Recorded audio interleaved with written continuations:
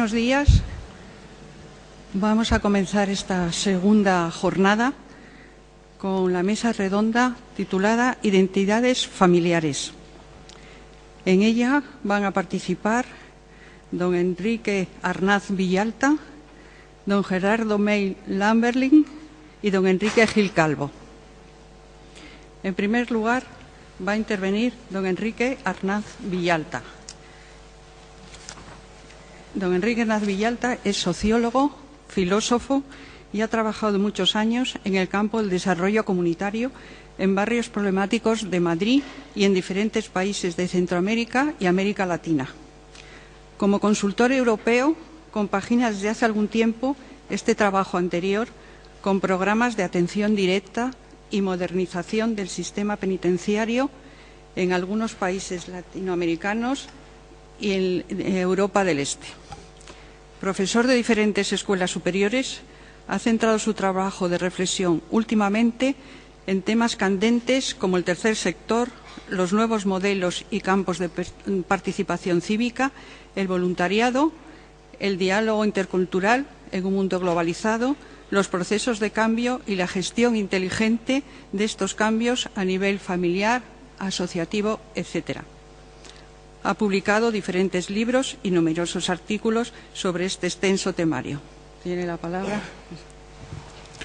Bueno, pues muchas gracias, Carmen, por tu presentación y muchas gracias a todos vosotros por haber acudido esta mañana y muchas gracias sinceramente a la FAD por haber tenido la gentileza de invitarme a participar en esta mesa redonda. Antes, cuando estábamos ahí entre bastidores, nos reíamos Gerardo, Enrique, Gil Calvo y yo, porque les decía que creo que es un regalo de la vida poder compartir una mesa redonda con estos dos formidables profesionales e investigadores. Y decía que ellos van a decir también lo mismo cuando les toque su turno para hacer una especie de juego floral. Bueno, lo digo sintiéndolo de verdad. El trocito que me corresponde a los 20 minutos, el título es La familia como espacio privilegiado de comunicación y todo lo demás. Bueno, voy a hablar de la familia en nuestro contexto cultural, no de la familia en el mundo mundial o en otros contextos culturales, porque creo que no existe la familia, sino que existen las familias. Creo que la familia es no solo, pero sobre todo, una construcción cultural en la medida en que cada sociedad define, de acuerdo a sus necesidades y a su propia visión del mundo, lo que constituye una familia o su familia. Por eso creo que hablar de la familia natural creo que es una invención absurda e interesada que está desapareciendo de manera relativamente rápida. El punto de partida para mi reflexión, que va a ser un poquito rápida y por eso he preferido también escribirla, el punto de partida de mi reflexión es una evidencia social y sociológica que todos vosotros vivís y conocéis. Y es que España es uno de los países del mundo occidental y de todo el mundo, que más ha cambiado su escenario de valores y sus formas de vida en los últimos 20 o 25 años. Vivimos en un tiempo de vértigo donde nuestras diferencias son mucho más aparentes que nuestras similitudes, de tal manera que con el siglo XXI hemos entrado claramente en el siglo de las diferencias. Vivimos en un tiempo de vértigo en el que, por ejemplo, cada muy poco tiempo hay un cambio generacional, de tal manera que cada 5 o 6 años aparecen un conjunto de hombres y de mujeres, de niños y de niñas, que coinciden en una manera de sentir, de comprender y de interpretar la vida. Cada pocos años aparece una generación con una actitud diferente ante la vida a la de otras generaciones. Y esta actitud ante la vida toma forma en valores, gustos, tendencias, estilos de vida, formas de comportamiento, usos, costumbres, etcétera. Por decirlo de una manera muy clara y muy plástica, mirad, yo creo que ahora mismo hay más distancia generacional entre mi hijo David, que dentro de unos días cumple 21 años, y yo, que soy su padre y tengo 59, que entre un ciudadano del siglo XVIII y uno del siglo XVI. Dicho de otra manera, hoy una pareja joven puede tener una hija de 13 años, puede tener un niño de 5, les han nacido de los mismos padres, les educan en los mismos valores, viven en la misma casa, viven en el mismo barrio, les llevan al mismo colegio, han pasado por la misma seño y el hijo les sale para allá y la niña les sale para allá. pero no solo en cuanto al carácter o la personalidad, sino también en cuanto a la manera de situarse ante las cosas, ante las exigencias, ante los estilos de vida y ante las aficiones. Nuestros hijos e hijas tienen muchos padres y madres, tienen muchos mundos de influencia que escapan a nuestro control y que les determinan e influyen de manera muy notable en su vida. Tenemos que ser realistas y entender que esto no es ni bueno ni malo, ni podemos asustarnos. Es la constatación de que posiblemente, aunque estemos en el mismo mar, navegamos en diferentes barcos. Quizá uno de nuestros errores sea pensar que para que todo esto funcione bien, tenemos que estar en el mismo mar, mirar en la misma dirección y navegar en el mismo barco. Pues bien, esta es nuestra constatación como punto de partida. Todo está cambiando muchísimo y la familia también. Y voy a referirme a 4 escenarios donde creo que se visibiliza esto del cambio de la familia con mucha claridad. Rápidamente. El primer escenario se refiere a los 9 distintos tipos de familia que hoy tenemos. Difícilmente podíamos prever hace pocos años que en una sociedad hasta hace poco confesionalmente católica íbamos a convivir 9 formas legales diferentes de vida en familia. 9 tipos de familia tan diferentes y tan opuestos. 1. Matrimonio chico-chica. 2. Matrimonio chico-chico. 3. Matrimonio chica-chica. 4, 5 y 6. Estas 3 combinaciones anteriores, pero en parejas de hecho, o sea, sin casarse. 7. Familia monoparental femenina. 8. Familia monoparental masculina. Y 9. Pues otras muchas combinaciones de parentesco que pueden surgir en condiciones especiales. Por ejemplo, mi mujer se queda viuda y se va a vivir con nuestros hijos a casa de su madre. Fijaros el detalle que he dicho que es ella la que se queda viuda. Segundo escenario, familias reconstituidas. Sábado por la mañana, entrada al Zoológico de Madrid. En la cola hay un hombre de 40 años, una mujer un poquito más joven, un adolescente de 13 años conectado a su MP3 y que se mueve lentamente al ritmo de la música, una niña de 11 años y otra de 3 que está montada en los hombros de su padre. Parecería la clásica familia nuclear española que va a pasar un buen día al zoo. Y sin embargo nada de esto es lo que parece. El adolescente del MP3 es hijo del padre, pero de un matrimonio anterior. La niña de 11 años es hija de la madre, también de otro matrimonio anterior, y la pequeña de 3 años es hija de ambos. He aquí un ejemplo de un nuevo modelo de familia que avanza a pasos agigantados y que está a punto de desbancar a la familia tradicional. En la jerga sociológica, estas se llaman familias reconstituidas, o sea, parejas con al menos un hijo, no como un fruto de una relación anterior. Pues bien, según algunos estudios no oficiales todavía, son ya entre 460.000 y 500.000 las familias españolas reconstituidas actualmente, pero con una velocidad de crecimiento tal que se vaticina que antes del 2020 serán mayoría. Esto es muy posible, sobre todo si tenemos en cuenta que según los últimos datos del Consejo General del Poder Judicial, el número de divorcios y de separaciones en España durante el año 2007 fue de casi 150.000. Además, el Instituto Nacional de Estadística señala que cada año 100.000 menores ingresan en el apartado de hijos de divorciados, lo que significa que estos niños se convierten en integrantes de nuevas familias, ya sea por parte del padre, de la madre o de ambos. Así pues, vivimos en un escenario social con una gama muy variada de combinaciones y con un universo de sentimientos muy extenso, a veces incluso de sentimientos encontrados, porque no es fácil asimilar rápidamente para muchos hijos la nueva situación emocional de sus padres. Y además hablamos de un escenario social muy dinámico. Tercer escenario, la normalización progresiva, la naturalización progresiva de cómo se están viviendo todas estas combinaciones en la vida cotidiana. Figuraros la recogida en el colegio de los niños a las 4 de la tarde.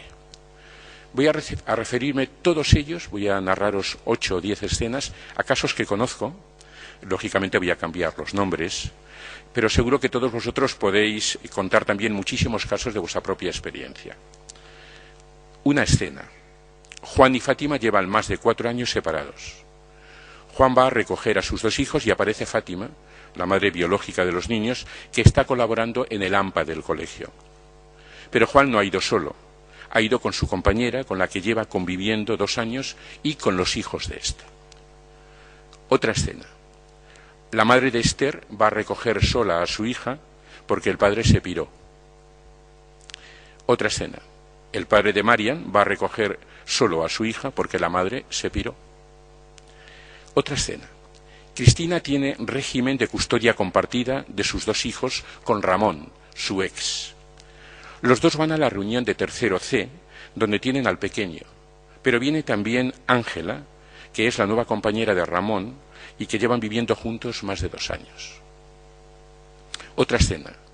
Santiago y Carlos tienen 12 años.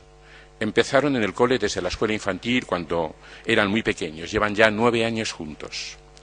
Durante estos años, Santiago ha visto que han venido 2 mamás diferentes a buscar a Carlos. Otra escena. Todas las tardes es relativamente alto el número de abuelas y abuelos que esperan a sus nietos a la salida del cole. Algunos de estos nietos viven ya de forma permanente en casa de los abuelos con su padre o con su madre. Otra escena. Teresa y Carmen son pareja y viven con Bea, la hija de Teresa. Suele ir una de las 2 a buscar a la niña, pero hoy han ido juntas porque luego van a ir las 3 a la piscina. Y una última escena. Juan Luis y Rubén son pareja y viven con Zuguey, un niño indio adoptado por Rubén hace años. Suele ir uno de los 2 a buscar al niño, pero hoy han ido juntos porque luego se van a ir los 3 de compras. Cuarto escenario. El cambio de roles y funciones familiares. Antes, en la familia tradicional, el trabajo se realizaba dentro del grupo familiar. Ahora, los diferentes miembros familiares trabajan en ocupaciones muy diversas, lejos de su hogar. Antes, en la familia tradicional, la socialización de los hijos se llevaba a cabo normalmente dentro del marco familiar.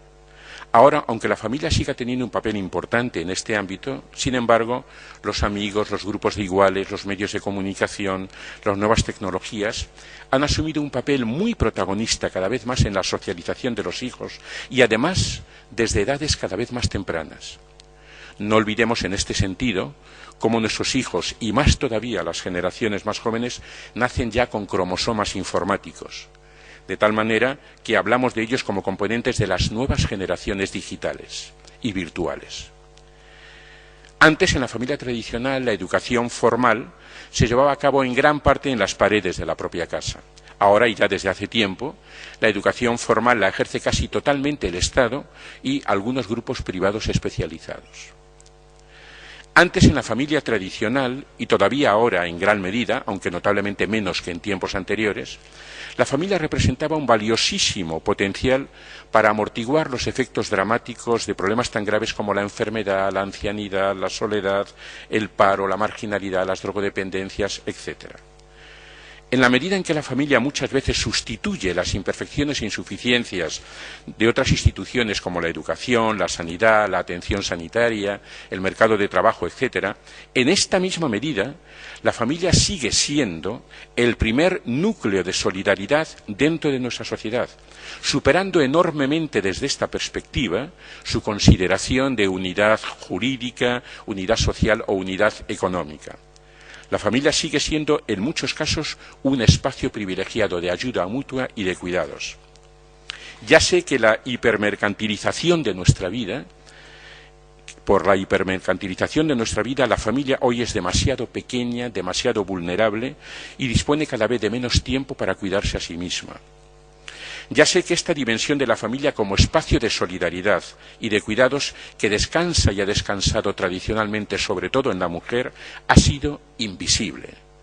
Como es cada vez más invisible la crisis de cuidados, la precarización de los cuidados a nivel general y a nivel familiar en la que estamos inmersos, como consecuencia de un sistema socioeconómico que prioriza de manera vergonzosa las necesidades de los mercados antes, mucho antes que las necesidades de las personas. Y cuando hablo de cuidados, me refiero a esa ingente cantidad de tareas materiales e inmateriales que necesitamos todos y todas en nuestra vida y que nos proporcionan un bienestar físico y emocional necesario, como por ejemplo limpiar, cocinar, cuidar, criar, sonreír, acompañar, dar confianza, escuchar. Pues bien, a pesar de su centralidad en la sostenibilidad de la vida de estos cuidados, a pesar de la contribución de estos cuidados al crecimiento económico y al desarrollo sociopolítico de nuestras sociedades, toda esta producción generada desde la esfera del cuidado ha sido infravalorada e invisibilizada. Mirad, cada sociedad resuelve sus problemas de sostenimiento de la vida humana como quiere o como puede. Antes la familia tenía un papel esencial en este escenario. Ahora lo tiene el mercado. Un mercado que, curiosamente, con la llegada de los emigrantes nos ofrece una novedad curiosa. Y es que estas personas, los emigrantes, tienen que abandonar a los suyos y muchas veces romper su propia familia para que nosotros podamos cuidar, entre comillas, la nuestra y mantenerla. Antes, en la familia tradicional se hizo la transferencia de estos cuidados a la mujer. Ahora hay una transferencia de estos cuidados familiares a los emigrantes y a las personas de baja cualificación. Bueno, ¿qué conclusiones podemos sacar de todo esto? Pues se me ocurren fundamentalmente dos y termino. La primera es la siguiente. Nos guste o no nos guste, lo entendamos o no, estemos o no estemos de acuerdo, este es el ecosistema familiar en el que vivimos y en el que viven nuestros hijos. La familia hoy es una realidad muy heterogénea, plural, fragmentada y multicolor, como espejo también de lo que es nuestra propia sociedad plural, fragmentada, heterogénea y multicolor. Nacemos, crecemos, vivimos, amamos y desamamos, somos felices e infelices dentro, digamos, de un mundo absolutamente heterogéneo en cuanto a formas culturales, razas, generaciones y modelos de familia.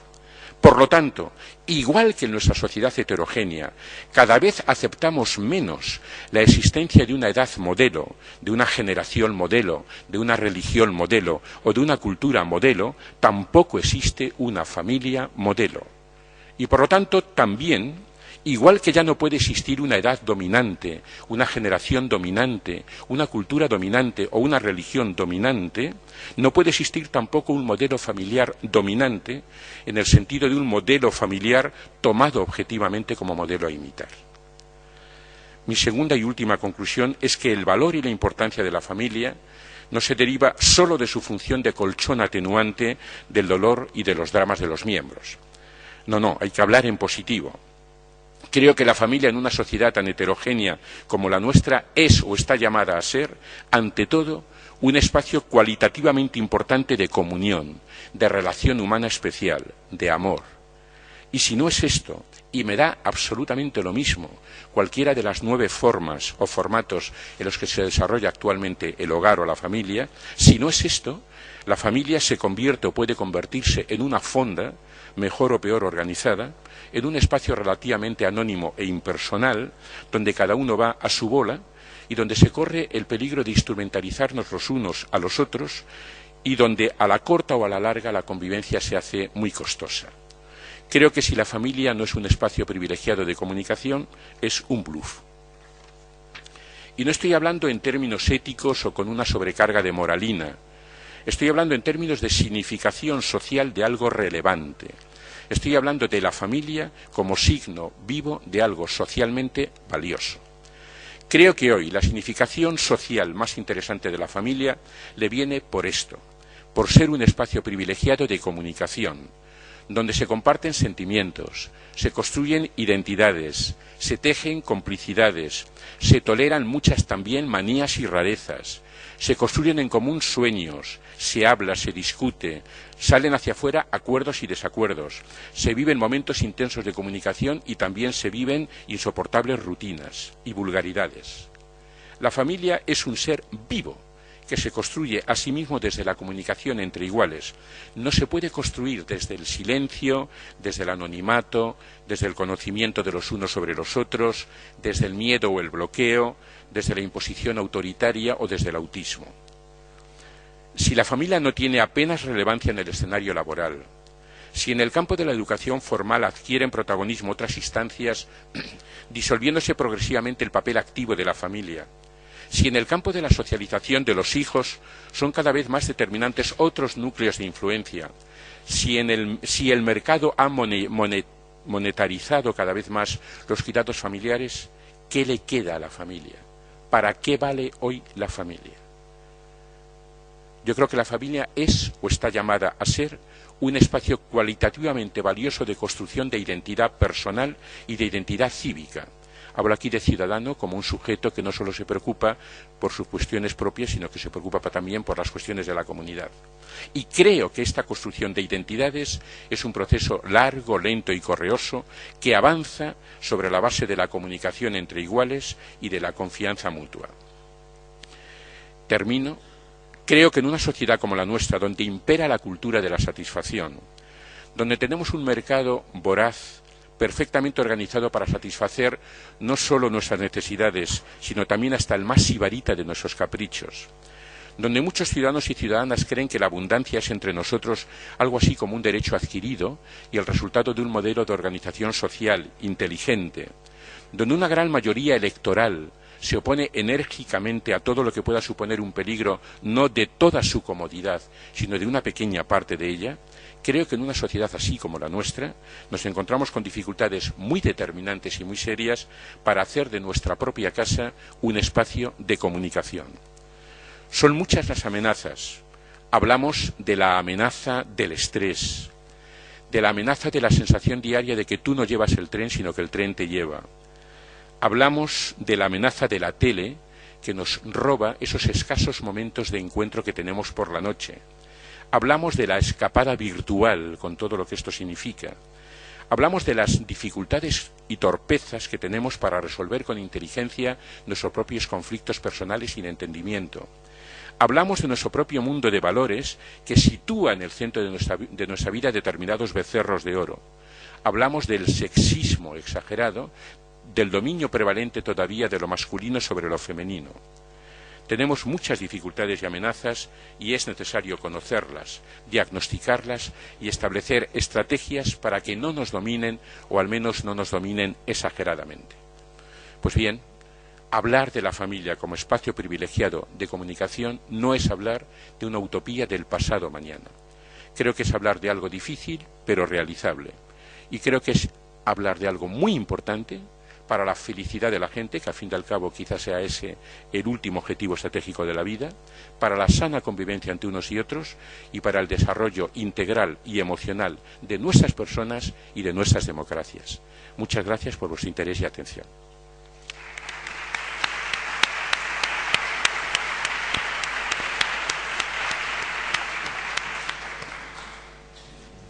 Muchas gracias, Enrique, por tu magnífica y clara exposición. Y vamos a pasar al segundo ponente, que es Gerardo May Lamberling. No sé si lo digo bien, no sé cómo lo digo. Es el profesor Gerardo May, es un catedrático de Sociología del Departamento de Sociología de la Universidad Autónoma de Madrid.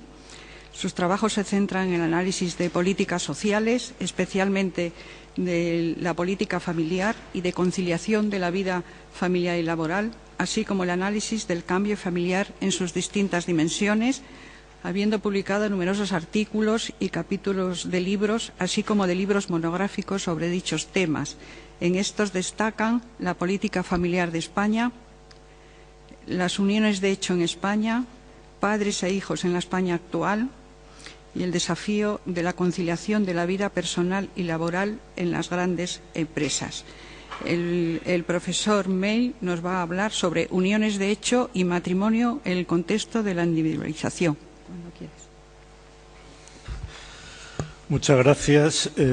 Para mí también es un honor, siguiendo el compromiso que habíamos establecido anteriormente, el participar en estas jornadas y particularmente en esta mesa para exponer los resultados de mis investigaciones y de mis estudios. Quiero pedir disculpas porque tengo bastantes problemas para mirar directamente al público porque tenemos unos focos cegadores y cuando, bueno, pues como profesor acostumbramos a dirigirnos visualmente también a nuestros estudiantes, así que de vez en cuando bajaré la cabeza para bueno, pues no quedar cegado por la luz. El tema sobre el que tengo que hablar en esta sesión es qué sentido tiene la sociedad actual y qué uso social se hacen de las uniones de hecho y del matrimonio al hilo de los profundos cambios sociales que se han registrado en el pasado. Entre otras cosas, esta pregunta ha sido lanzada en muchas ocasiones debido a que las tasas de nupcialidad, el número de matrimonios ha descendido de forma sistemática desde la década de los 70 y 30 años después de que se iniciara este proceso no hay ningún signo claro de que se vuelva a situaciones anteriores. Se ha lanzado, por tanto, reiteradamente y se ha discutido qué sentido tiene el matrimonio en las sociedades actuales. Bien, para entender cuáles son los cambios en el significado que las personas atribuyen al matrimonio y en el lugar que éste ocupa en sus proyectos de vida, para entender el cambio familiar al que he aludido ilustrando las distintas formas tan heterogéneas que adopta Enrique en la presentación anterior, hay que contextualizar los determinados rasgos que han tenido determinados rasgos del cambio familiar que ha tenido lugar en las últimas décadas. Un sociólogo alemán muy conocido, llamado Ulrich Beck, ha analizado el proceso de cambio social y cultural registrado en el último cuarto del siglo XX, calificándolo o tratándolo de resumir con el concepto de individualización. ¿A qué hace referencia este cambio social? Pues este cambio social hace referencia a un proceso en virtud del cual se produce un aumento de la capacidad de decisión individual de las personas a la hora de definir sus proyectos vitales. El vivir en sociedad significa el que uno va adquiriendo modelos, valores, pautas de comportamiento que no son individuales, sino que están socialmente definidas por el momento histórico en el que le toca vivir. La familia, que es la forma en la que las sociedades han organizado la reproducción en el tiempo de esa sociedad y al mismo tiempo ha sido la forma en la que los individuos se han agrupado para poder vivir mejor y hacer frente de una forma más satisfactoria a la vida, tanto en su dimensión material como en su dimensión individual, ha estado siempre estrechamente controlada por la sociedad. De manera que siempre ha habido un control social muy estricto sobre las formas sociales que se desviaban de los modelos establecidos por las distintas sociedades, cualquiera que fueran las formas que ésta adoptara. En este sentido, el desarrollo de la sociedad moderna no ha sido distinta al de otro tipo de sociedades y, a pesar de que a los individuos se les concedió muchos derechos en muchos ámbitos que históricamente nunca los habían tenido, derechos políticos, por ejemplo, derechos religiosos o derechos de libertad intelectual, libertad ideológica, la familia siempre ha estado socialmente muy controlada. Y el sistema de sanciones que se ha aplicado para los comportamientos que se desviaban de esos modelos socialmente establecidos han sido siempre muy fuertes. En este sentido, en el último cuarto de siglo, a partir de la explosión de la sociedad de consumo, de la erosión de la importancia de la familia como fuente para obtener la posición social y la seguridad económica y vital de los individuos, al hilo de los cambios culturales que se produjeron en la década de los 60, Como digo, al hilo de estos cambios ha ido perdiendo paulatinamente capacidad de control del comportamiento de las sucesivas generaciones de jóvenes. Esto se puede ilustrar muy fácilmente con una expresión que antes se utilizaba para conducir el comportamiento de las personas, que era la fórmula del ¿qué dirán? El qué dirán era un potente mecanismo de control del comportamiento de los individuos que hacía que, en aras de la ausencia de escándalos, pues los individuos siguieran las pautas socialmente establecidas. Este control social fue puesto en cuestión por generaciones sucesivas de individuos a través de una afirmación de su derecho individual a poder definir su propio destino y, sobre todo, en una parcela tan importante de la vida como son el proyecto de vida en pareja y el proyecto de formación de una familia. En este sentido, el conflicto generacional estuvo marcado por el cuestionamiento de ese control social y la legitimidad de dicho control. Bien, movimientos contestatarios los ha habido siempre en la historia, y en este sentido el poner en cuestión las normas no quiere decir que eso genere un profundo cambio social en este sentido. Pero el vaciamiento de las funciones materiales de la familia, unido a los cambios ideológicos que daban una mayor relevancia y valor social a la opinión individual, a las aspiraciones individuales, la separación creciente y la reconceptualización de lo que se entiende por sexualidad socialmente aceptada o sexualidad legítima, generó un profundo cambio en el significado de las instituciones, de el matrimonio y la familia en los proyectos vitales de las personas. Y al hilo de este proceso, formas que históricamente habían existido, como era la convivencia no matrimonial, puesto que no se reconocía el divorcio o había personas que no podían casarse por determinadas circunstancias, la unión de hecho en este sentido empieza a emerger en primer lugar como una fórmula de organizar la convivencia de los individuos que manifestaba el rechazo de ese control social, la afirmación de la libertad individual a la hora de definir el proyecto individual y, en este sentido, el mecanismo que los individuos tenían para afirmar su libertad, definir su proyecto de vida en común. El planteamiento inicial de las uniones de hecho, al hilo sobre todo del movimiento del 68, fue fundamentalmente la de las uniones de hecho como una alternativa distinta al matrimonio, es decir, como el símbolo de la afirmación individual frente a la opresión de la sociedad y del Estado, aunque luego los del 68 terminaron todos casándose, puesto que pues las dinámicas sociales tienen su gran poder.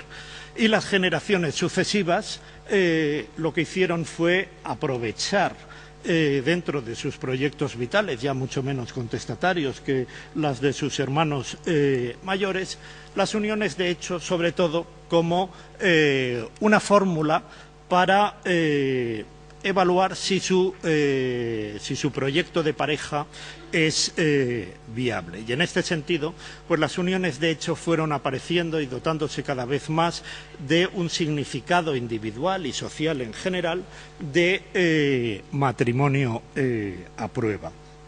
Y este sentido de las uniones de hecho fue primero afirmado por las nuevas generaciones, a medida que éstas fueron haciéndose mayores, también por parte de los padres, y a medida que iba pasando el tiempo y al hilo del cambio en la redefinición del concepto de pareja, con la aceptación del divorcio por mutuo consentimiento y por pérdida de amor como una fórmula socialmente legítima y aceptada de finalizar un proyecto de vida en común, pues también las abuelas y los abuelos empezaron a pensar que era mejor que el niño o la niña probara antes si funciona bien, antes de organizar una gran boda y comprometer a la familia.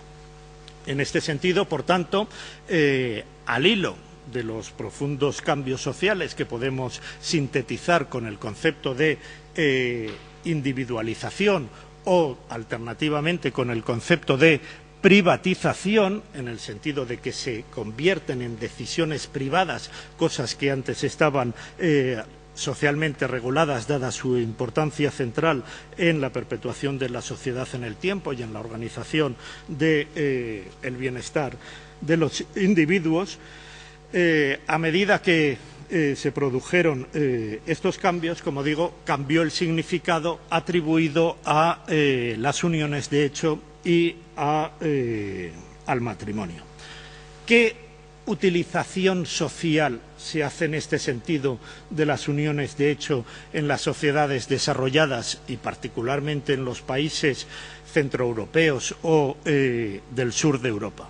Pues ante todo, a pesar de que no están muy extendidas, de forma cada vez, al menos en España y en el sur de Europa, de forma cada vez más frecuente, la unión de hecho es utilizada como una fórmula para comprobar efectivamente si el proyecto de vida en pareja funciona, si pues el reparto de responsabilidades, la empatía, la comunicación, las distintas dimensiones que forman el proyecto de vida en común es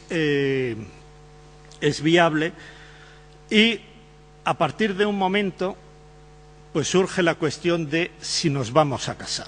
La gran cuestión está en por qué la gente se casa o continúa casándose si en realidad ya no hay un control social que obliga a las personas a casarse, si incluso la abuela piensa que es mejor probar antes que casarse. ¿Por qué seguir casándose si luego la eventual ruptura de un proyecto de vida en común es tremendamente costoso, puesto que hay que contratar unos abogados, hay que pasar por el sistema judicial?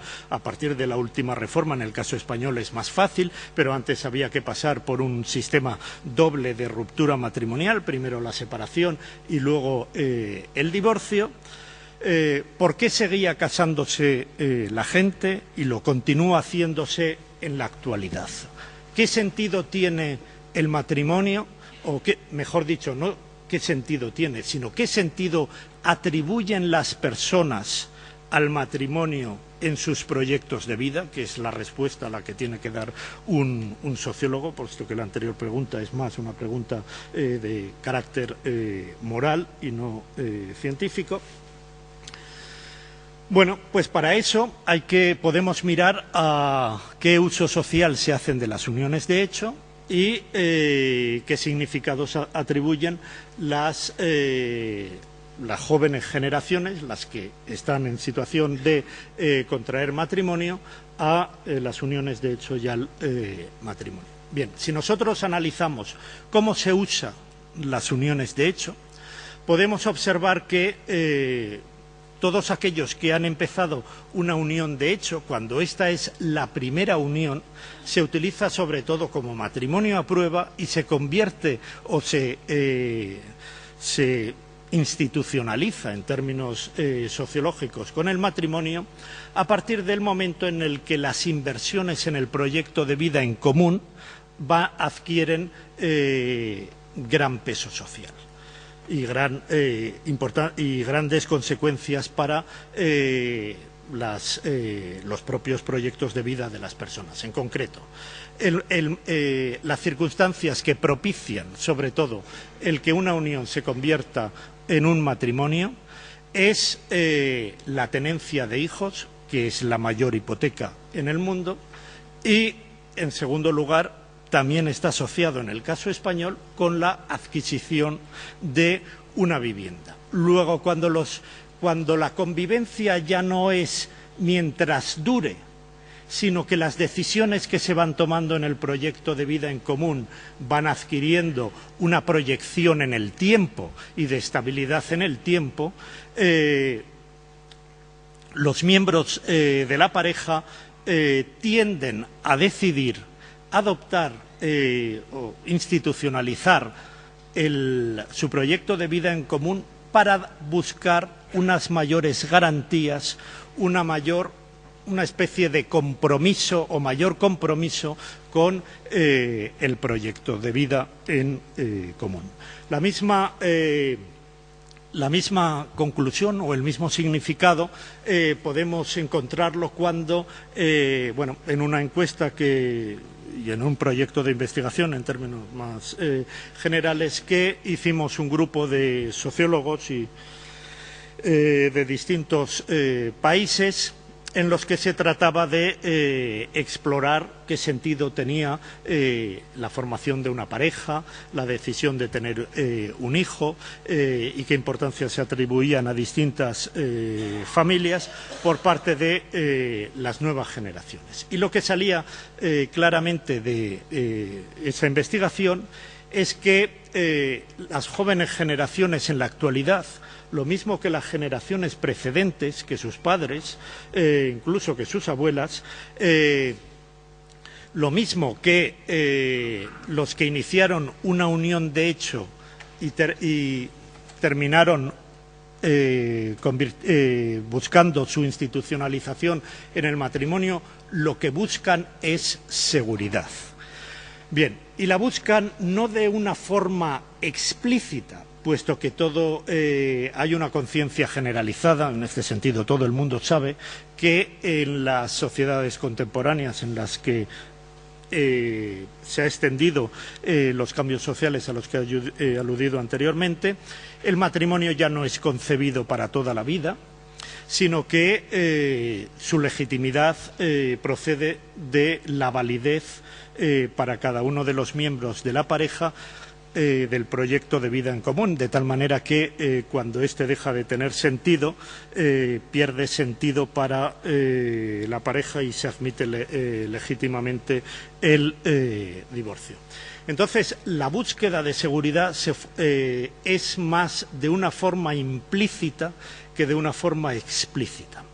Y esta forma implícita adopta formas sociales que son las que todas las sociedades han establecido en el tiempo, que son, por una parte, el rito y, por otra parte, la presentación social ante los demás miembros del entorno social en el que se mueven los individuos. El matrimonio constituye un rito sacralizado, ya sea de forma religiosa o profana, en virtud de la cual el contexto social define a los individuos como cónyuges y, en este sentido, dota al proyecto de vida en común de una atemporalidad que no tiene la unión de hecho, y le dota al mismo tiempo de una publicidad en el sentido de hacerlo público hacia los demás, que en la unión de hecho no la tiene. Y eso, para los individuos implicados, lo que les hace es percibir su propia situación o su propio proyecto de forma atemporal, y a través de la fórmula marido, mujer, a través de los nombres que se atribuyen a esas situaciones, tratar de dotarle de una vocación de estabilidad en el tiempo. En este sentido, el matrimonio se ha convertido, sobre todo, en un rito de confirmación de un proyecto de vida en común con aspiración de estabilidad en el tiempo, y es esa seguridad la que hace que las sucesivas generaciones busquen en el matrimonio esa estabilidad deseada. creo que ya me he extendido en el tiempo y en ese sentido voy a dar por concluida mi intervención. Muchas gracias.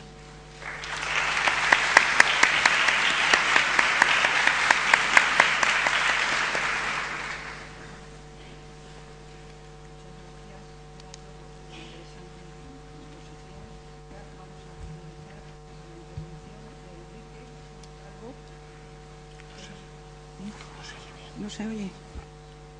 A ver. ¿Ahora se oye mejor? Sí.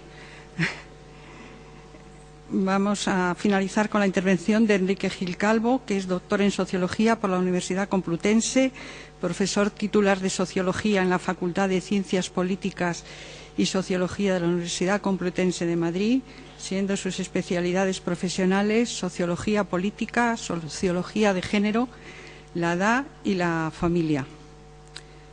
Tiene numerosas publicaciones y ha obtenido muchos premios también.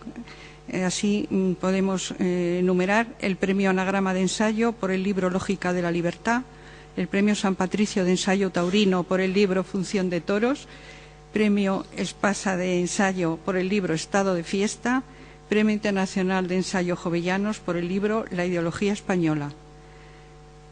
Enrique Gil Calvo es columnista del diario El País y colaborador habitual en la revista Claves de la Razón Práctica.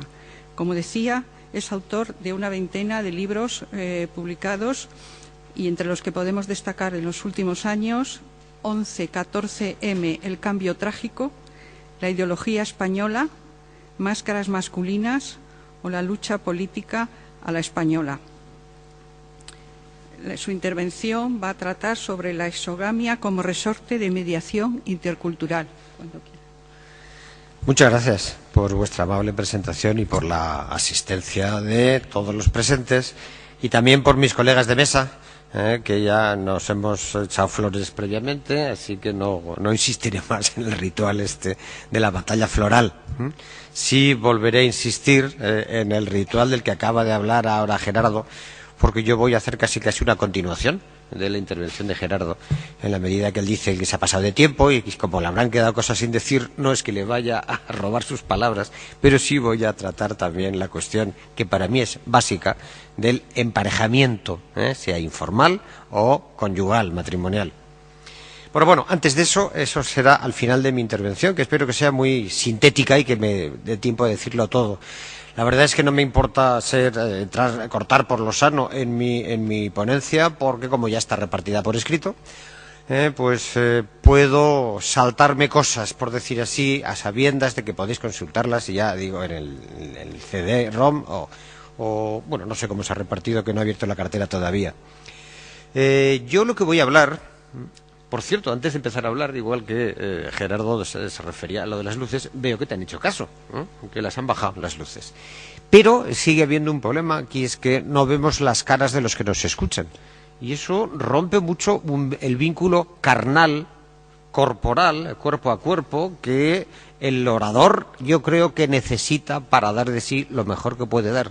Porque cuando hablas hacia un público al que no ves, te sientes un poco... En parte pierdes el miedo escénico, pero te sientes un poco como hablando ante un auditorio vacío, lo cual es bastante desolador.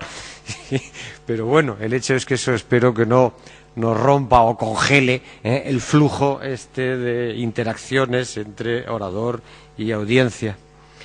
Bueno, yo voy a hablar un poco haciendo honor al título del Congreso, que se llama Familias y Globalización, y a el rótulo que preside esta mesa, que son las identidades familiares. Yo voy a hablar de familia, globalización, identidades y dos elementos adicionales. La inmigración, como uno de los elementos más sociales que ha traído la globalización, y la exogamia como principal resorte, tal como reza el título de mi intervención, o palanca o motor de integración intercultural. Y para eso lo haré, digamos, en tres fases. Primero hablaré de cómo la familia, yo pienso que es una de las instituciones esenciales en la integración no solo de los inmigrantes, sino de las diversas poblaciones que quedan segregadas interculturalmente, ¿no? En segundo lugar, dentro de la familia me referiré a la exogamia como principal mecanismo familiar por el cual se realiza esa integración de inmigrantes. Y por último, trataré de sacarle punta a por qué la exogamia puede hacer esa función de ser palanca de integración de los inmigrantes. Bien, comenzaré, pues ya digo, por eso, haciendo ver que es que cuando nos enfrentamos al problema de integrar a los inmigrantes, es un problema yo quiero insistir que es un problema, pues sobre todo porque es una novedad histórica, al menos aquí en Europa continental, y en ese sentido, claro, una novedad no por igual, una novedad muy reciente entre nosotros, puesto que en España el flujo de inmigración solo tiene pues 12 o 13 años. En el resto de Europa continental no mucho más, puesto que es posterior a la Segunda Guerra Mundial. En cambio, en todo el continente americano y en las democracias anglosajonas, Nueva Zelanda, Australia, llevan ya pues como 150 años, un siglo cuando menos, integrando inmigrantes y saben cómo hacerlo, ¿no? En cualquier caso, las sociedades, para enfrentarse, sea tradicionalmente o de pronto, improvisadamente, ahora aquí en el sur de Europa, a la integración de contingentes muy numerosos de inmigrantes, pues utiliza tres mecanismos institucionales, tres grandes instituciones. Ante todo, el Estado. El Estado, que es la especialidad de Europa continental, el Estado de bienestar, que a través de servicios públicos, pues como sea la enseñanza, la sanidad, los servicios sociales, la vivienda social, etcétera, etcétera, pues invierte ingentes recursos para tratar de integrar a los inmigrantes. Además del Estado, otra segunda institución, que es la especialidad de las democracias anglosajonas y en general de todo el continente americano, el mercado. Los mercados, sobre todo el mercado de trabajo. Esa gran narrativa que hay, hablando del sueño americano, que no es solo el sueño de Estados Unidos, sino también de toda América. No hay más que hacer ver cómo a fines del siglo XIX toda Europa del Sur se vuelca, por ejemplo, en Buenos Aires, como puerta de entrada a América del Sur, ¿no? En ese sentido, es el mercado de trabajo y otros mercados como el de la vivienda, pues la gran puerta de la inmigración y después de la integración de los inmigrantes, porque a través del mercado es como finalmente te puedes integrar, se te van abriendo las puertas de la sociedad. Pero además de estas dos instituciones, Estado y mercado, también está la familia. La familia, yo sostengo, que es quizá de una forma mucho más solapada, informal o implícita, pero que es la gran institución encargada también, aunque no sea su función prioritaria, de integrar inmigrantes. Y no solo de integrar inmigrantes, sino una vez que ya hay muchos contingentes de inmigrantes, sino de lograr la convivencia intercultural entre poblaciones con identidades diversas. Y eso es lo que hay que explicar, porque la familia es capaz de hacerlo. Porque además hay que tener en cuenta que es que la familia, yo creo que es una institución a este sentido, en esta tarea de integrar inmigrantes y de integrar interculturalmente a poblaciones con diferentes identidades culturales, pues es tanto el problema como la solución. La institución familiar es la principal responsable de que no se produzca la integración, es decir, la familia es la principal responsable de que subyazca allí una importante segregación de inmigrantes, pero también es capaz de lograr integrarlos. Tanto puede segregar a los inmigrantes como integrarlos. ¿Y cómo lo hace? Bueno, pues lo hace sobre todo a través hay varios mecanismos. Por ejemplo, para integrar inmigrantes, un tema está en la agenda política hoy en día de Europa, es a través de las políticas de reagrupamiento familiar.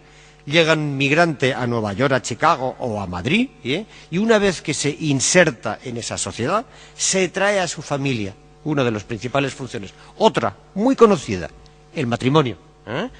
Esos matrimonios que también lo son de conveniencia. Hay un mercado clandestino de matrimonio de conveniencia, porque si te casas con un natural, te casas con un autóctono o autóctona, esto es uno de los principales mecanismos de adquisición de ciudadanía y, por tanto, de integración cultural y social a todos los efectos. Pero no solo por estos dos mecanismos en los que no entraré, que es los matrimonios de conveniencia o el mercado de matrimonios espurios, por decir así, y la reagrupación familiar, sino también por aquello que va a constituir el centro de mi intervención, que es la posibilidad de que se aparezcan matrimonios mixtos, la exogamia. Y yo pienso, vamos, no solo lo pienso yo, sino que voy a defender aquí la idea de que es esta posibilidad de que surja suficiente tasa de matrimonios exogámicos, matrimonios mixtos, entre autóctonos y inmigrantes o personas procedentes de la inmigración, inmigrantes de segunda, tercera o enésima generación, pues esta posibilidad de exogamia es la principal palanca encargada de lograr no tanto o no solo la integración de los inmigrantes, sino la integración o la convivencia intercultural de identidades culturales diversas. Tener en cuenta además que esto, enseguida defenderé la idea de por qué la exogamia, pero hay que darse cuenta que la exogamia siempre es minoritaria, porque el problema que plantea antes cuando os decía que la familia tiene tanto el problema como la solución, es porque además de que puede darse efectivamente la exogamia, y cuando se da, esto es la garantía de la integración, la familia tiene tendencia, sin embargo, a favorecer lo opuesto a la exogamia, que es la endogamia. Y en ese sentido, se puede afirmar que la familia es tanto, o tiene poder de veto a la integración a través de la promoción de matrimonios endogámicos, pero también la familia puede servir como palanca de integración si da el permiso, por decir así, o favorece la posibilidad de que se den matrimonios mixtos, de que se den uniones exogámicas.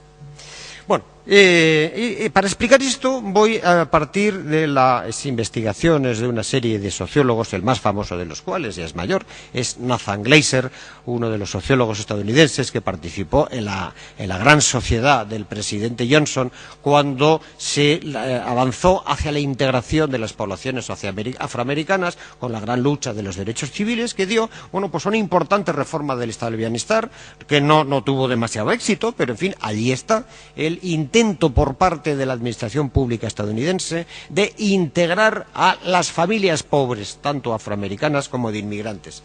Y entonces, tiempo después, al hacer balance de todo el comportamiento de la sociedad norteamericana en su tarea de integrar inmigrantes, Nathan Glaser observó en textos célebres que el mecanismo o la variable que mejor definía el éxito en la integración de inmigrantes era precisamente los matrimonios mixtos, la exogamia, porque vino a decir que hay una serie de mecanismos donde se puede lograr la integración, o si queréis, evitar la segregación. Por ejemplo, históricamente, la entrada en el ejército. El ejército es una institución política que en principio estaba segregada racialmente y por tanto culturalmente, pero que poco a poco se fue abriendo. Hoy el ejército estadounidense es totalmente multicultural y en ese sentido está perfectamente integrado. Los afroamericanos o asiáticos o hispanos pueden llegar al generalato y de hecho llegan, ¿no? En los mercados de trabajo lo mismo, etcétera, etcétera. Y observó Nathan Glaser y muchos otros, como Huntington, que la institución que más se resiste a la integración, pero que cuando se consigue más la determina como un éxito, es precisamente el matrimonio, la posibilidad de que existan matrimonios mixtos.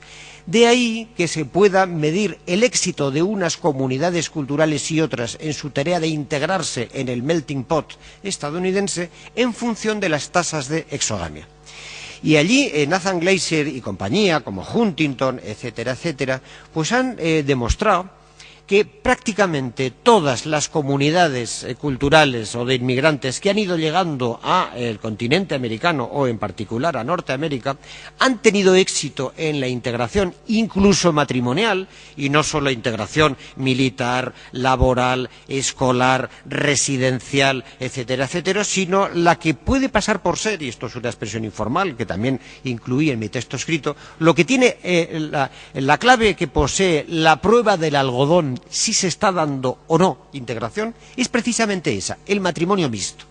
Entonces se pueden medir los flujos de matrimonios mixtos y se prueba, se demuestra que todas las diversas comunidades culturales logran integrarse en la sociedad norteamericana a través de los matrimonios mixtos, o si queréis, con alto nivel de matrimonios mixtos, a excepción en Estados Unidos de dos comunidades donde no hay exogamia, sino al revés, segregación endogámica. Esas dos comunidades excluidas del melting pot conyugal estadounidense, por llamarlo así, son los afroamericanos, descendientes de esclavos, y los indios aborígenes. Fijaos que la explicación es muy simple.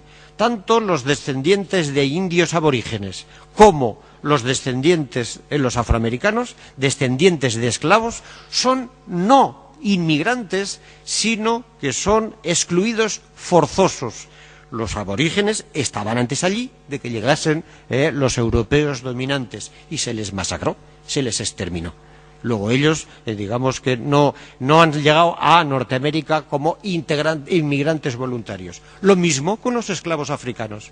Fueron llevados allí a la fuerza y sus descendientes no se sienten allí como ciudadanos libremente integrados.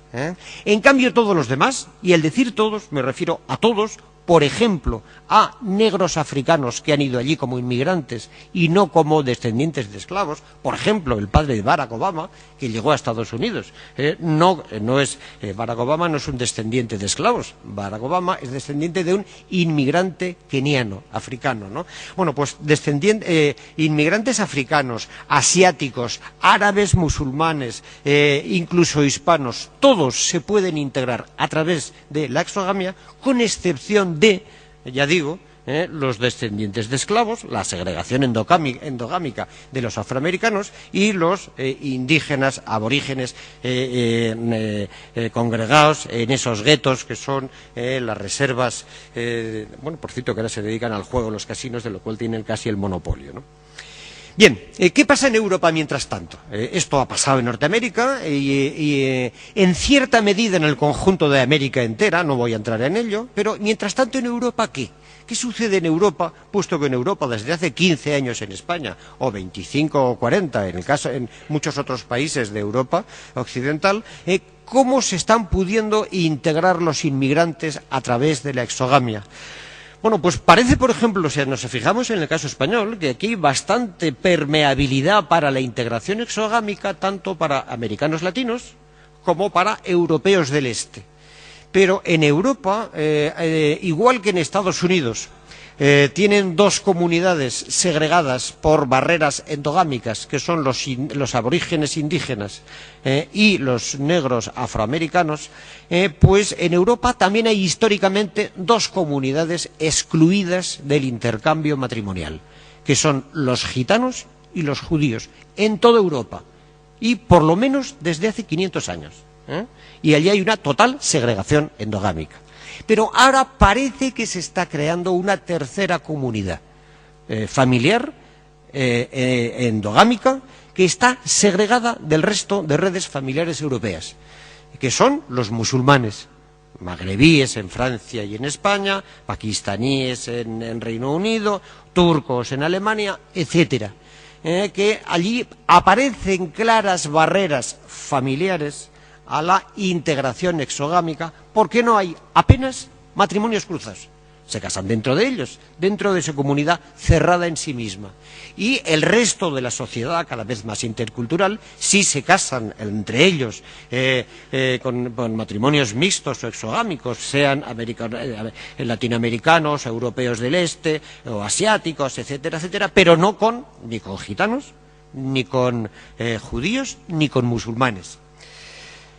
¿Qué explicación tiene esto? No voy a tratar de explicar las barreras a la integración exogámica, que son esta especie de exclusión familiar o matrimonial que se decreta contra indígenas o afroamericanos en América, o aquí en Europa, contra musulmanes, contra judíos y contra gitanos, sino que me voy a concentrar ya al final, en el poco tiempo que me queda, con tratar de sacarle punta al porqué de que esta pauta social del matrimonio cruzado o el matrimonio mixto tenga la clave el resorte, la prueba del algodón que os decía antes, de la integración intercultural. ¿Cómo explicarlo? ¿Por qué es la exogamia la variable clave? Que si no se da exogamia, aparece segregación, y en cambio, cuando sí se da exogamia, matrimonios mixtos, entonces aparece integración. Porque esto es una de las principales virtudes o vicios del matrimonio. Si todo el mundo se casa hacia adentro, segregación y barreras endogámicas. Si la gente se casa o se empareja hacia afuera, aparece integración, convivencia intercultural. ¿Por qué? Bueno, aquí esto, digamos que es que el casarse hacia afuera, lo sabemos desde la antropología, Claude Lévi-Strauss, por decir así, el intercambio de mujeres, que decía él, hoy, políticamente, en términos políticamente correctos, diríamos el intercambio de yernos y nueras, para ser más pluralistas, ¿no? No hay orden social sin tabú del incesto, es decir, sin flujo de yernos y nueras. Las redes familiares tienen que intercambiarse yernos y nueras para crear relaciones de confianza mutua. Eso que hoy en sociología política pues llamamos capital social. ¿Qué es el capital social? El capital social son relaciones de confianza generalizada. ¿Y cómo se puede hablar de que existen relaciones de confianza generalizada? Confías en alguien con el que puedes intercambiar yernos o nueras. Es la variable clave, porque si dices yo a ese no le entrego mi hijo o mi hija, es que no confías en él. Y esto, lo del matrimonio hacia afuera, el emparejamiento hacia afuera, es la clave de que exista ese motor de la convivencia civil, que es el capital social, las relaciones de confianza generalizada. Esto es, digamos, en sentido teórico. Pero vamos en plan micro, en plan personal, ya no en plan de agregado macrosocial, que no hay orden social sin intercambio matrimonial, es decir, sin exogamia, sino en el nivel personal. ¿Por qué podemos pensar que el matrimonio o el emparejamiento exogámico sí es capaz de crear la integración entre identidades culturales contrapuestas? Aquí es donde retomo la idea que exponía antes Gerardo, y para qué sirve el matrimonio, por decir así. Y es que hay que ver pensad, fijaos, en la familia, en la institución familiar, que os decía que es una de las instituciones esencialmente encargadas de integrar o excluir, segregar a inmigrantes, pues tiene tres clases de lazos o de vínculos. Vínculos verticales de filiación y progenitura, vínculos horizontales de fraternidad, no solo con hermanos, sino con primos, primas y redes de grupos de pares, en definitiva. Y por último, la tercera variable clave del tejido familiar, el tercer vínculo, que es el vínculo conyugal o de emparejamiento. Bueno, pues los otros dos vínculos, tanto el de progenitura como el de filiación, son bastante segregacionistas, son bastante endogámicos, tienden a reproducir identidades cerradas y excluyentes. Esto se da dramáticamente entre nosotros hoy en día, en España, cuando estamos asistiendo como mecanismo de defensa ante la llegada de inmigrantes, a que como las familias españolas de clase media y también de clase obrera están propendiendo a exportar a sus hijos desde la enseñanza pública hacia la enseñanza privada, por un cierre segregacionista para evitar que se contagien o que convivan con gitanos, con moros, con negros, etcétera, etcétera. Y este incremento del segregacionismo no es culpa de los chicos y chicas, sino en parte, ya sé que no solo de ellos, evidentemente, pues de muchas familias que en bien de sus hijos tienden a llevarlos a escuelas étnicamente limpias. Y esto es un movimiento de fondo preocupante porque atenta contra la necesaria igualdad de oportunidades. Pero esto hace ver que el vínculo de filiación-progenitura, los progenitores queriendo el bien de sus hijos, tratan de proteger y cerrar su identidad segregada, segregacionista, limpia, entre comillas, ¿no? Entre hermanos también y parecido. Ya sé que las relaciones de fraternidad son mucho más abiertas a los otros.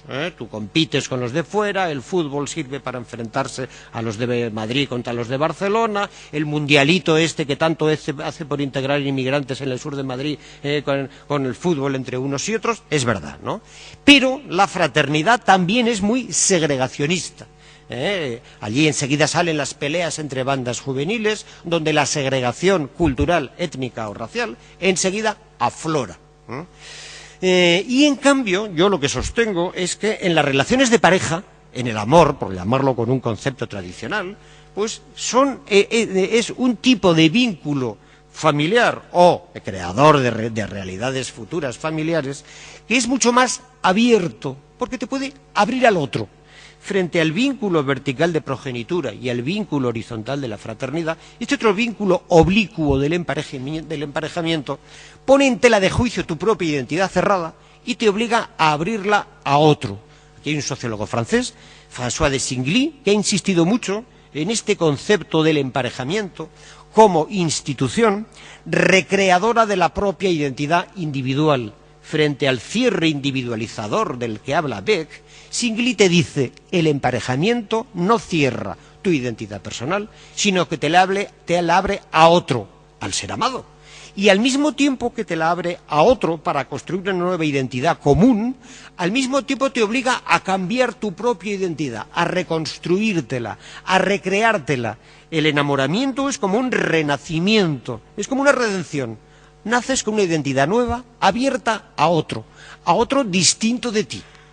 Y en ese sentido es muy potencialmente, el matrimonio tiene en sí el germen de la exogamia, porque te unes hacia alguien que no es tu hermana o tu hermano, ni siquiera tu madre, sino que es otro.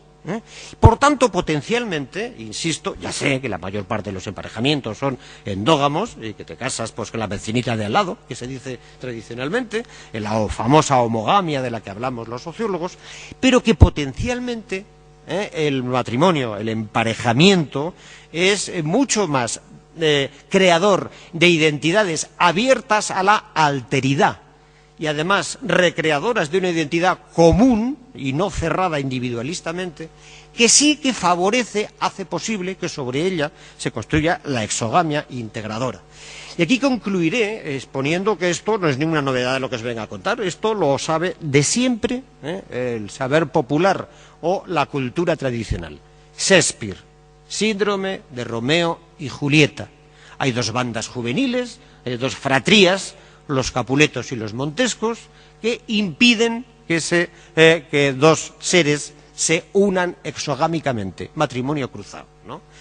No recuerdo si en Romeo y Julieta salen los padres de Romeo o los de Julieta, pero sí los hermanos, la fratría, la banda que lo prohíbe. O si queréis, en este contexto de globalización, dejemos a Shakespeare y vayamos al cine, West Side Story, 1961, Nueva York. Robert Wise, el director, y allí hay dos bandas, una de puertorriqueños y otra de más o menos, no sé si son descendientes de italianos o qué, pero chicos blancos, los dueños del lugar, y aparece el mismo síndrome. Unos plantean segregación endogámica y dos seres solo movidos por el amor establecen la semilla de la exogamia como cauce de integración cultural. Bueno, pues yo pienso que, para concluir ya del todo, y por poner una tercera referencia cultural o literaria o narrativa, cuando menos, cómo lograr que no prevalezcan Capuletos y Montescos, sino Romeos y Julietas. Bueno, necesitamos Celestinas. Necesitamos Celestinas capaces de unir a Calisto con Melibea. Incluso aunque Melibea sea gitana, judía, mora y negra. Muchas gracias.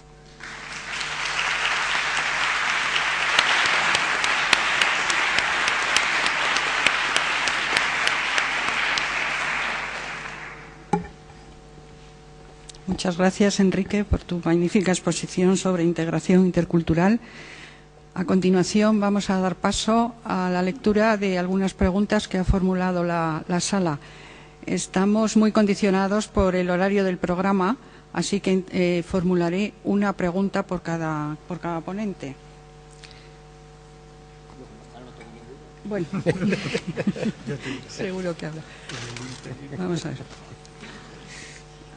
Aquí tenemos una pregunta que formula María Jesús Manovel y va dirigida a Enrique Arnanz y dice: la familia y su función.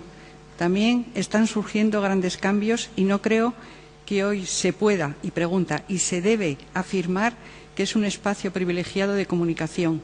También lo es de conflicto, de crisis y hasta de destrucción. Por suerte, hoy también han aparecido otros espacios de comunicación, también privilegiados, que sin duda pueden paliar sus funciones.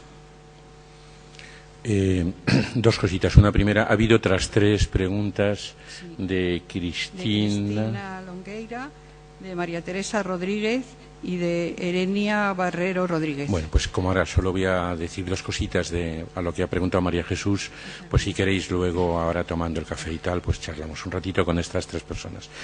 María Jesús, estoy absolutamente de acuerdo con lo que dices. No he querido decir que sea el único espacio privilegiado de comunicación, ni siquiera posiblemente el preferido o preferente o privilegiado. Para algunos lo será, para otros no lo será. Hay gente que encuentra espacios privilegiados de comunicación en su ámbito laboral, hay gente que encuentra espacios privilegiados de comunicación en su ámbito de creación cultural y artística, hay muchos espacios privilegiados de comunicación. No me refiero a que la familia sea el único, anulando los demás como si fuera una especie de contradicción o.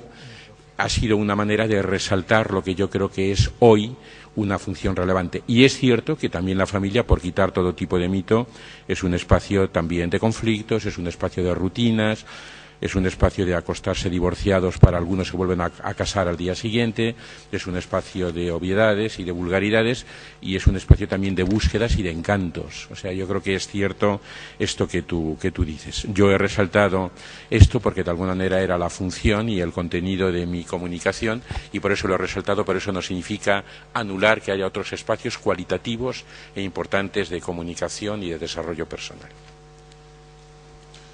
Muy bien, muchas gracias. A continuación voy a leer una pregunta que se formula a Gerardo Mail por Sara Agulló Martí, que es educadora de educación infantil. Y dice, ¿cómo exigir con convicción al sistema económico actual, que no acaba de asumir con sinceridad la conciliación vida familiar y laboral, para dar a la madre y al padre la posibilidad de que puedan serlo sin perder el trabajo? Bien, muchas gracias por el interés. ¿Cómo? Pues se estaba consiguiendo poco a poco al hilo de la expansión económica que habíamos registrado en los 15 últimos años, en las que el mercado de trabajo necesitaba mano de obra, y al hilo de esta demanda de mano de obra pues hacía falta mujeres en el mercado de trabajo. Históricamente las respuestas de las empresas cuando necesitaban mano de obra femenina y ésta tenía responsabilidades familiares fueron flexibles, introduciendo mecanismos que facilitaran la conciliación. En este sentido, estábamos asistiendo en Europa Occidental y en España en particular a ese proceso, y bueno, pues en las entrevistas que el grupo de investigación que yo dirigía, que hemos hecho a empresas, este tipo de planteamientos salía no tan crudamente formulados, pero sí implícitamente, y bueno, pues señalaban mecanismos de flexibilización de la utilización de la entrada y salida del mercado de trabajo, de facilitación de días libres para conciliar, de introducción de servicios gestionados por la empresa que ayudaran a la conciliación, etcétera, etcétera. Por tanto, digamos, era la propia expansión del mercado de trabajo la que facilitaba la expansión de medidas de conciliación, cuando los poderes públicos promovían, incentivaban discursivamente y con modelos la introducción de mecanismos de este tipo. Pero me temo que al hilo de la crisis que ya hemos entrado en ella, del empleo, pues muchas empresas dejarán de aplicar este tipo de medidas.